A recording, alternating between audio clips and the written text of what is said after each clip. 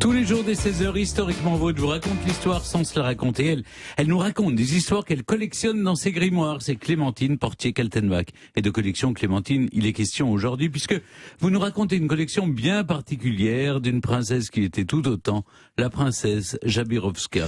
Ah oui, c'est une affaire qui, en son temps, avait défrayé la chronique.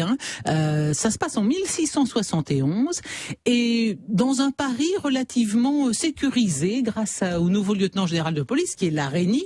Donc autrefois, les rues de Paris le soir étaient un vrai coup de gorge et grâce à Larénie, ça s'est un petit peu arrangé. Aujourd'hui encore, d'après certains, vous savez, la violence à Paris, on en parle beaucoup, c'est dans l'actualité. C'est vrai, ça fait même la une de certains journaux, que n'avons-nous un bon Larénie comme Louis XIV? Faut remettre un peu d'ordre. Et voici que, d'ailleurs, c'est une année anniversaire parce que ça se passe, je le disais, en juin 1671 et entre mars et juin, 26 jeunes hommes disparaissent.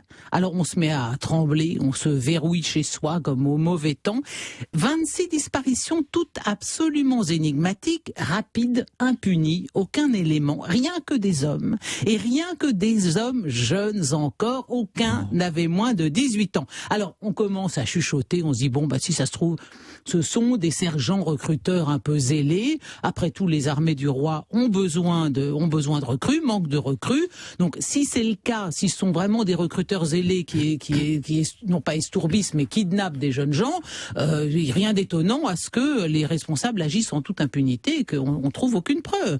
En tout cas, une chose est sûre, c'est que tous ces jeunes gens quand ils ont disparu, ils ont été vus juste avant en compagnie de jolies jeunes filles à proximité de cabarets à la réputation douteuse, mais après une première enquête, on se rend compte que les recruteurs de l'armée du roi semblent hors de cause. Alors qui ?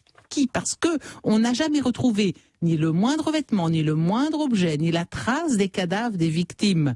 Le roi est informé par Larénie, qui s'avoue impuissant, et le roi propose une pension de 1000 livres, ce qui est énorme, sur sa cassette à celui qui retrouvera le brigand. Alors là, Larénie, du coup...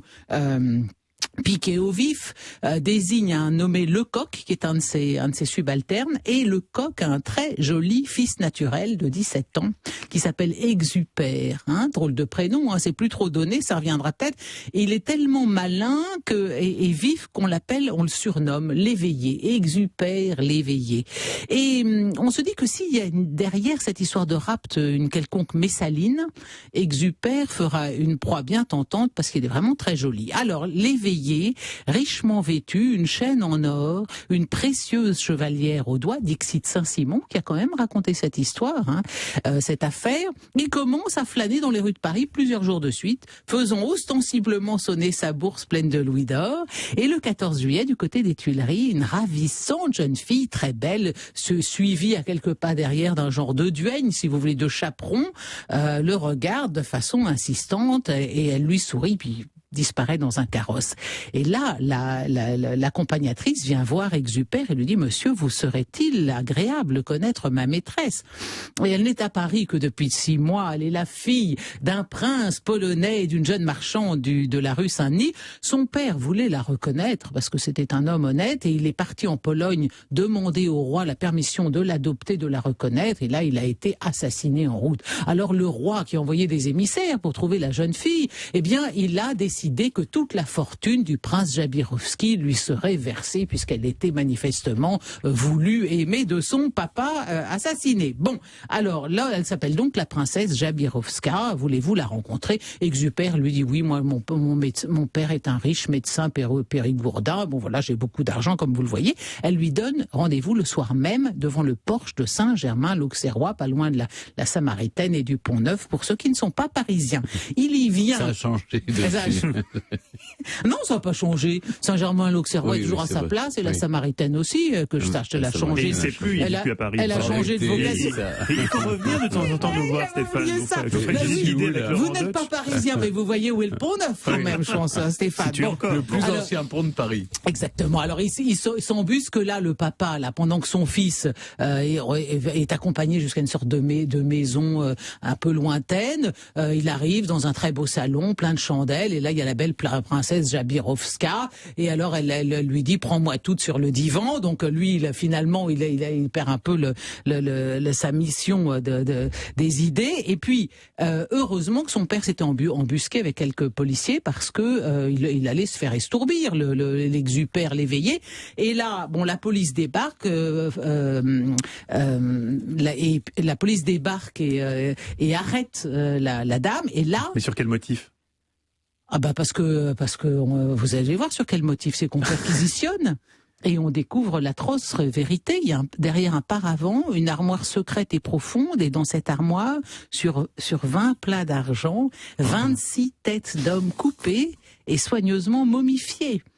C'est la terrifiante collection de la princesse Jabirovska. Et derrière des vitres, on trouve d'autres têtes de cadavres. Hein. Alors là, on tient manifestement les tueurs qui terrorisaient Paris depuis 4 mois. Alors elle refait son baratin, je suis la princesse Jabirovska, bon, elle finit par tout confesser. En fait, c'est une Anglaise, elle se nomme Guilford, et avec sa fausse servante et quatre malandrins, eh ben, ils arraisonnaient, ils chopaient, ils visaient des riches jeunes gens, et on gardait les têtes, on les embaumait pour les envoyer en Allemagne, notamment à des passionnés de phrénologie, et les corps étaient vendus aussi pour faire des dissections, pour des séances d'anatomie.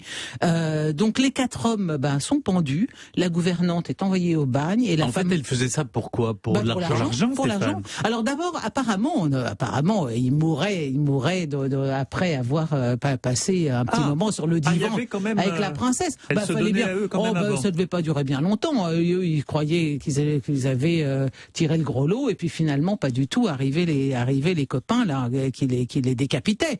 Bon, enfin c'est quand même une affaire incroyable. Il y en a eu 26, c'est énorme. Hein, ça a ému toute la capitale. Bref, la princesse Jabirovska apparemment on a raconté que juste avant d'être pendue, elle s'est échappée, qu'elle aurait été une copine de Monsieur Frère du Roi et surtout du chevalier de Lorraine qui était l'amant de Philippe d'Orléans. Donc elle aurait mystérieusement échappé à la pendaison. En tout cas, on n'en a plus entendu parler. Enfin, essayez d'imaginer ça là, 20 têtes embaumés de beaux jeunes gens sur des plateaux d'argent dans une armoire. C'est quelque chose, hein, c'est une belle affaire criminelle. Elle avait le cœur bien accroché, la princesse Jabirovska. Quelle horreur, quelle horreur. Merci Clémentine, vous êtes toujours des histoires qui nous enchantent. Qui nous mettent en appétit pour le goûter.